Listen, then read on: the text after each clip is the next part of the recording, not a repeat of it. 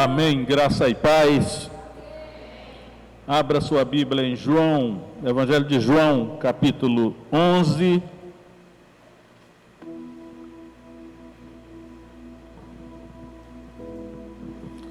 Verso 39.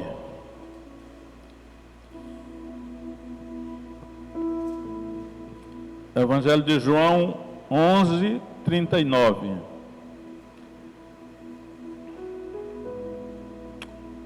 Diz assim: Disse Jesus: tirai a pedra. Marta, irmã do defunto, disse-lhe: Senhor, já cheira mal, porque é já de 4 dias. Disse-lhe Jesus: não te hei dito que, se creres, verás a glória de Deus? Tiraram, pois, a pedra de onde o defunto jazia. E Jesus, levantando os olhos para cima, disse: Pai, graças te dou por me haveres ouvido, pois eu bem sei que sempre me ouves, mas eu disse isto por causa da multidão que está em redor, para que creiam que tu me enviaste. E tendo dito isto, clamou com grande voz: Lázaro, vem para fora. E o que estivera morto saiu, tendo as mãos e os pés ligados com faixas, e o seu rosto envolto num lenço. Disse-lhe Jesus: desligai-o e deixai-o ir. Então, irmãos, vamos refletir um pouco sobre esse texto, né? O título é A Ressurreição de Lázaro. Destacar algumas coisas aqui nesse capítulo do Evangelho de João. Em primeiro lugar, eu destaco o seguinte, que Deus pode ferir pessoas a quem Ele ama, né? Porque esse texto ele começa falando que Jesus amava a Marta, a sua irmã e a Lázaro. Verso 5 diz assim: ora, Jesus amava a Marta e a sua irmã e a Lázaro. No verso 3 ele vai dizer: mandaram-lhe, pois, as suas irmãs dizer: Senhor, eis que está enfermo aquele que tu amas. Então, irmãos, parece que o Espírito Santo, que escreveu a Bíblia por meio de homens, ele está procurando dizer que não havia nenhuma dúvida que Jesus amava aquela família. Eram 2 irmãs e um irmão. Não havia nenhuma dúvida que Jesus amava esses 3. Eram 3 jovens, acredito. Tanto é que ela mandaram dizer: mestre, aquele que tu amas está doente. Então o amor de Jesus por Lázaro era notório, né? Todos sabiam que Jesus amava Lázaro. E aí, na sequência, diz que ele amava também a Marta e a Maria. Então coisas ruins podem acontecer com gente que Deus ama, que Jesus ama. Às vezes coisas ruins estão acontecendo conosco, e aí nós naturalmente perguntamos: será que Deus me ama mesmo? Se Deus me ama, porque todo esse sofrimento, toda essa aflição, no caso aqui era uma doença, né? Uma enfermidade. A Bíblia só diz que era uma enfermidade, mas não diz que enfermidade era. Então, eu creio que é muito consolador essa conclusão, para nós sabermos que o fato de nós estarmos passando por problemas, por aflição, por sofrimento, não significa que Deus deixou de nos amar, né? Mas exatamente por nos amar, Ele pode nos disciplinar, e às vezes severamente. E aí nós sabemos que Jesus estava nesse lugar. E quando ele soube que Lázaro estava enfermo, ele ainda passou 2 dias nesse lugar, antes de ir para lá. Aí eu também tiro uma outra verdade daqui, que é o seguinte: que às vezes Deus não tem pressa. Às vezes Deus não tem pressa em resolver o nosso problema. O tempo de Deus é um outro tempo. O nosso tempo é um, o tempo de Deus é outro. Normalmente esperamos que quando Jesus soubesse que Lázaro estava doente, ele correria para lá, ou então de lá mesmo ele curaria. Mas não foi isso que ele fez. Ele passou ainda 2 dias no mesmo lugar, aparentemente indiferente para a aflição das irmãs de Lázaro e o sofrimento de Lázaro também. Então, quando parecer que Deus está demorando a nos socorrer, parece que Deus está demorando a nos ajudar, a nos dar livramento, não significa que Ele não se importe, né? Porque Ele tem um plano dEle, Ele tem a estratégia dEle. Nós devemos continuar confiando nele. Mas depois de 2 dias, Jesus se dirigiu para lá. Era para uma vila chamada Betânia. Betânia fica a 3 quilômetros de Jerusalém.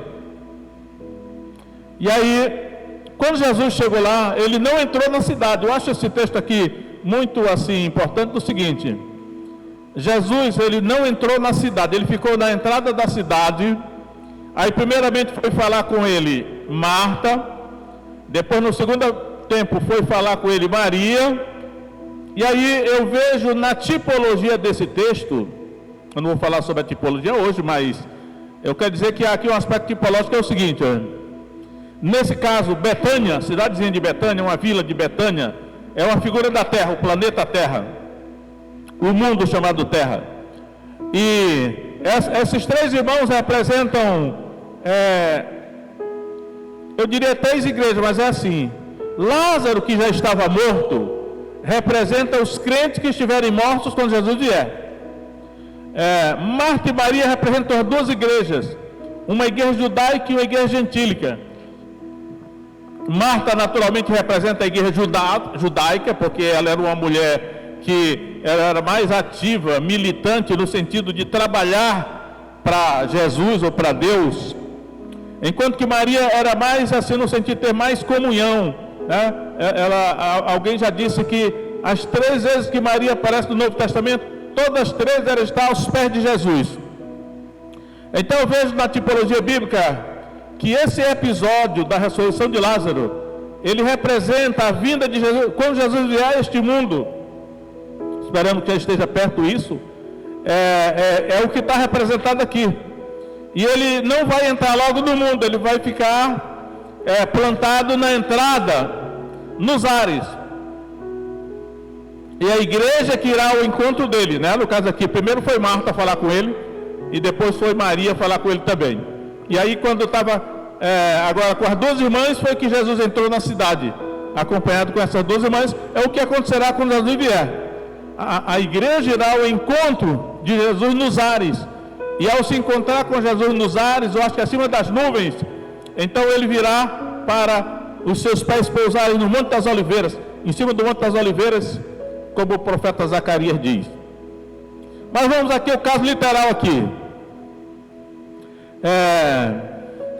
Eu vou pular o diálogo de Jesus com Marta, porque foi um diálogo prolongado, mas vou dizer mais ou menos, a Marta disse assim: Senhor, se tu estiveras aqui, meu irmão não teria morrido.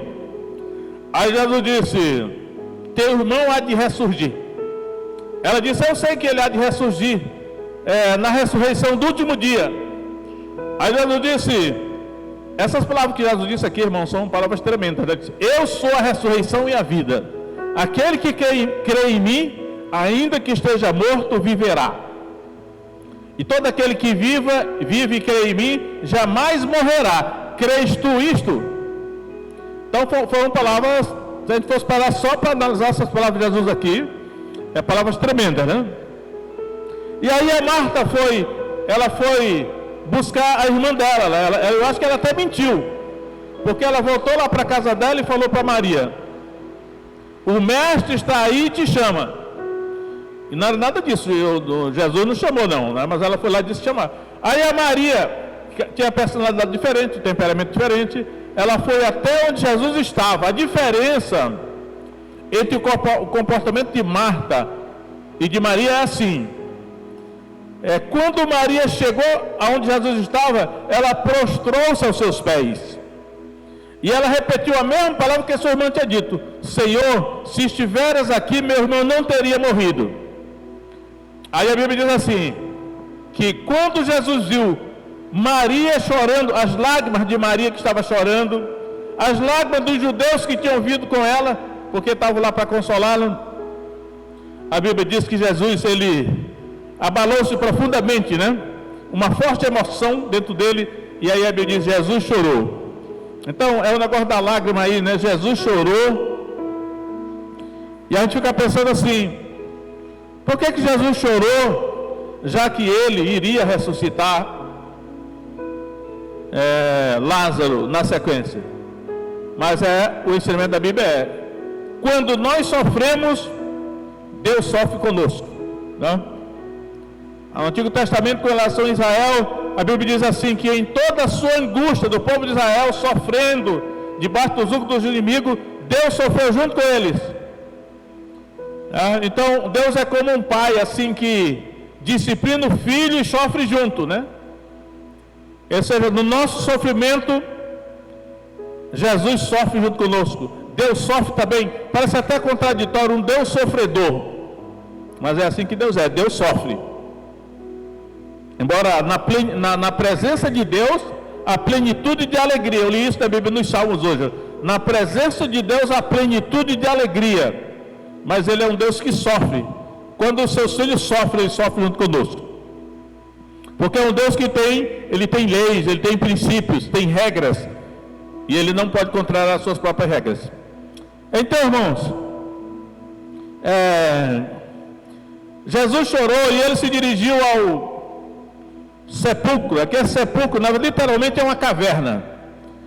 E aqui nesse episódio da ressurreição de Lázaro, eu quero destacar alguns princípios. Quando nós lemos os evangelhos, nós percebemos que antes de Jesus fazer algum milagre, uma cura, normalmente ele daria alguma ordem, né? Ele dava alguma ordem, que é assim, um princípio para receber o livramento de Deus é a obediência, né? E geralmente ele dava alguma ordem. E nesse caso aqui, ele deu 3 ordens. Ele deu uma ordem antes de realizar o milagre, e ele deu 2 ordens depois de realizar o milagre. A ordem que ele deu foi para os seus discípulos. A primeira ordem que Jesus deu antes de realizar o milagre foi: tirai a pedra, porque na porta daquele sepulcro, que era uma caverna, era comum, era da cultura, geralmente era colocada uma pedra muito grande e pesada, para que os animais não entrassem, né, e danificassem ali o cadáver que ele fora colocado. Então, a primeira ordem que Jesus deu foi: tirai a pedra. E aí eu quero dizer aos irmãos que antes de acontecer um milagre na nossa vida, uma pedra tem que ser tirada. Eu acredito que essa pedra, ela representa algo que nós podemos fazer, que Deus não vai fazer, mas é competência nossa, é a nossa parte no milagre, né? É o nosso crer. Aí eu me pergunto assim: Senhor, qual é a pedra que eu preciso tirar para que o milagre aconteça na minha vida? E geralmente nós pensamos assim: não, Deus vai fazer tudo, mas sempre envolve uma questão de fé, que é exatamente um ato de obediência, e tem alguma pedra que precisa ser tirada da nossa vida antes dele realizar o milagre. Alguém já disse que Jesus poderia ter tirado a pedra dele mesmo, né? Será que ele poderia ter feito aquela pedra levitar? Mas ele mandou que eles fizessem: tirai a pedra. Então pense aí, irmão, qual é a pedra que precisa ser tirada da sua vida antes de Deus realizar o milagre na sua vida que você está precisando? Os passos de fé, né? Aqui nos passos de fé, Deus vai fazer o milagre, mas você precisa tirar a pedra que está entre você e o milagre que Ele quer realizar. A segunda ordem que Jesus deu foi depois do milagre. Ele realizou o milagre, ele gritou, né? Lázaro, vem para fora. Interessante, irmãos, que a Bíblia diz que Lázaro saiu, só que eu acredito que ele saiu levitando, flutuando, né? Porque diz assim, que ele estava com os pés e as mãos amarrados, enfaixados como uma múmia, e estava com o rosto enrolado com um lenço. Ou seja, ele não podia se locomover nem ver. Como é que ele saiu desse jeito? Acredito que ele saiu levitando, flutuando. E aí, quando Lázaro estava fora daquele sepulcro, Jesus deu mais duas ordens. A primeira coisa foi: desatai-o. Jesus mesmo poderia ter desatado, né? Jesus poderia ter ido lá desatá-lo, poderia ter mandado um anjo desatar, mas ele mandou que os seus discípulos o desatassem. Desatai-o. Tirem as faixas. Havia aquela múmia, tira as faixas dessa múmia aí. Isso significa que as pessoas que vêm para a igreja, elas chegam à igreja, às vezes assim, amarradas, atadas, e chegam também cegas, porque a cabeça está enrolada por faixas. E aí é responsabilidade da igreja, nossa, né? Todos nós aqui, responsabilidade da igreja, desatar a pessoa. Às vezes nós somos tentados logo a botar a pessoa para trabalhar, né? Não, vai logo fazer a obra. Mas antes disso, a pessoa precisa ser desatada, desamarrada dos pés e as mãos, e a sua cabeça tem que ser desatada, desenfaixada, para que ela possa começar a enxergar. Você leva tempo. E a terceira ordem que Jesus dá é: deixai-o ir. Esse deixai-o ir, eu fico assim pensando: o que significará isso, deixai-o ir? Acredito que fala de liberdade, né? Alguma liberdade a pessoa tem, né? Às vezes eu fico dizendo aqui: rapaz, a nossa igreja, ela não foi ensinada como nós fomos, na questão de algumas doutrinas, como por exemplo, respeito à liderança, respeito às autoridades, seja a autoridade do Estado, seja a autoridade da família, seja a autoridade da igreja. E isso aí pode estar trazendo maldição para muita gente, porque sem saber estão quebrando princípios e atraindo maldição para si. Então, mais alguma liberdade a pessoa tem, porque o Espírito Santo também, ele está atuando na vida da pessoa, e tem coisas que a pessoa, ela vai ter que ouvir, né, do Espírito Santo para fazer. Ela tem uma certa liberdade, para obedecer a voz do Espírito Santo na vida dela, mas não significa independência, nem significa rebeldia, nem significa se opor, né, àquilo que Deus manda. Agora, aqui tem algo que eu quero falar, que é o seguinte: o porquê da doença, né? O porquê, porque aqui Lázaro está doente. O porquê da doença? Doença tem propósito. Verso 4, irmãos, olha aí, verso 4, 11:4. Jesus, ouvindo isto, disse: esta enfermidade não é para a morte, mas para a glória de Deus, para que o Filho de Deus seja glorificado por ela. Olha só, não é para a morte, mas para a glória de Deus, para que o Filho de Deus seja glorificado por ela. Então, enfermidade tem propósito. Esse caso dessa enfermidade aqui não tinha nada a ver com pecado. Acredito que não tinha sido motivado por pecado, nem de Lázaro, né? Nem das irmãs dele, mas era algo que Deus fez com um propósito. Então eu sempre digo que a visão geral da Bíblia é que enfermidade é consequência de pecado na nossa vida, na nossa linhagem, né? Nas nossas heranças espirituais da nossa família. Mas nesse caso aqui, não só nesse, mas até o próprio apóstolo João, no capítulo 9, sobre o cego de nascença, ele vai dizer: nem este pecou, nem seus pais, mas foi assim para que se manifeste nele as obras de Deus. Nesse caso aqui também, né? A doença de Lázaro não foi provocada por pecado, mas foi provocada porque Deus tinha um propósito dessa doença. E o propósito dessa doença era glorificar a Deus quando ele fosse curado, que foi exatamente o que aconteceu, né? Quando Jesus, ele curou Lázaro, ele foi glorificado, Deus foi glorificado também. Então, a cura da sua enfermidade, o livramento que Deus vai lhe dar através dos passos de fé é para a glória de Deus, né? Quem sabe essa dificuldade foi colocada na sua vida para que você buscasse a Deus, se aproximasse de Deus. De outra forma você não viria, né? É como diz aquele ditado assim: quem não vem pelo amor vem pela dor. Ou então, quando a gente pesca, você pode ser pescado na rede ou no anzol. Na rede não dói, né? Porque você é trazido sem nenhum ferimento. Mas no anzol é fiscado o beiço, né? E você é trazido pelo anzol. Então, às vezes a enfermidade é para a glória de Deus. Nesse caso aqui era. E para algum propósito, né, que Deus tinha na vida.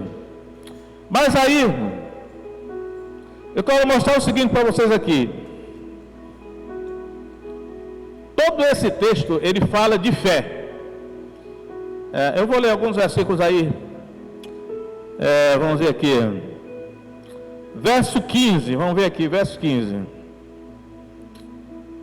Quando Jesus soube que Lázaro estava doente, né? E folgo por amor de vós que eu lá não estivesse, para que acrediteis.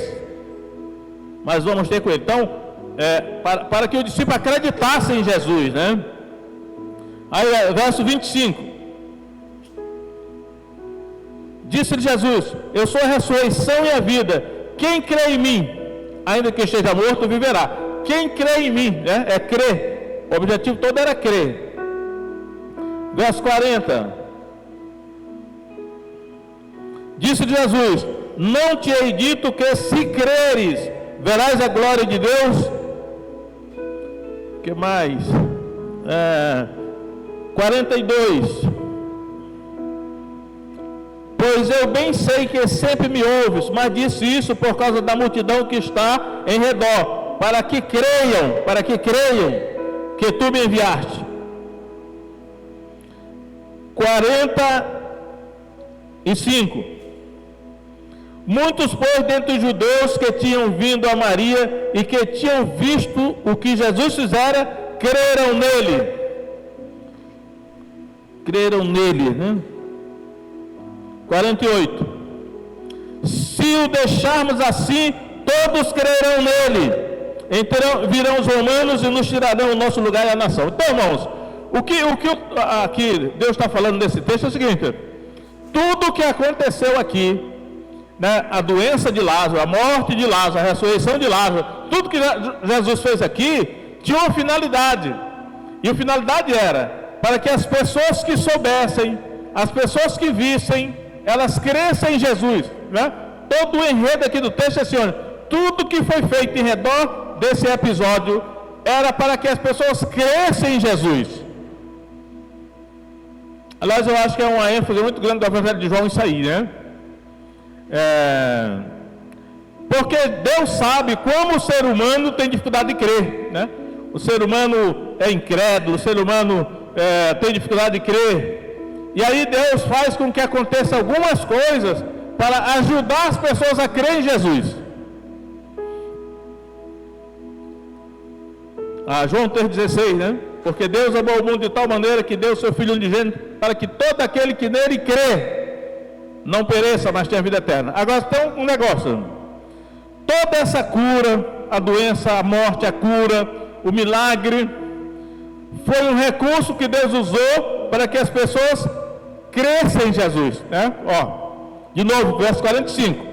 Muitos, pois, dentre os judeus que tinham vindo a Maria e que tinham visto o que Jesus fizera, creram nele.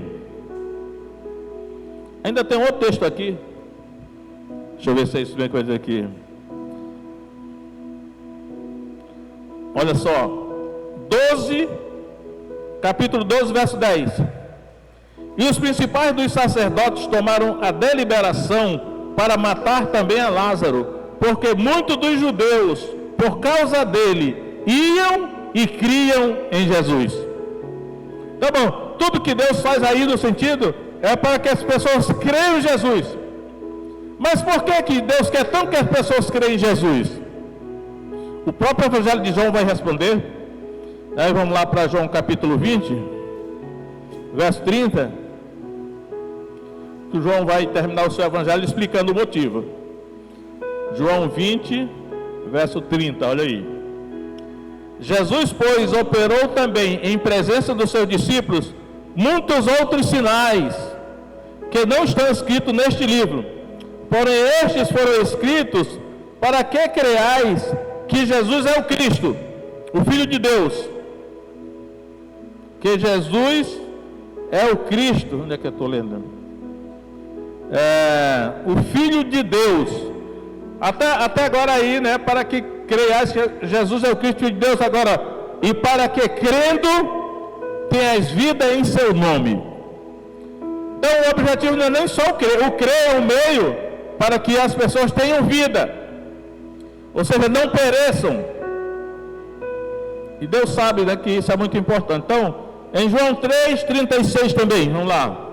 João 3,36. Aquele que crê no Filho tem a vida eterna, mas aquele que não crê no Filho não verá a vida, mas a ira de Deus sobre ele permanece. Porque Deus sabe, irmão, que não tem alternativa para o ser humano. Ele será salvo, livrado da condenação eterna, se ele crê em Jesus. Só existe essa maneira, se ele crê em Jesus. Se ele não crê em Jesus, ele será condenado, sofrimento eterno.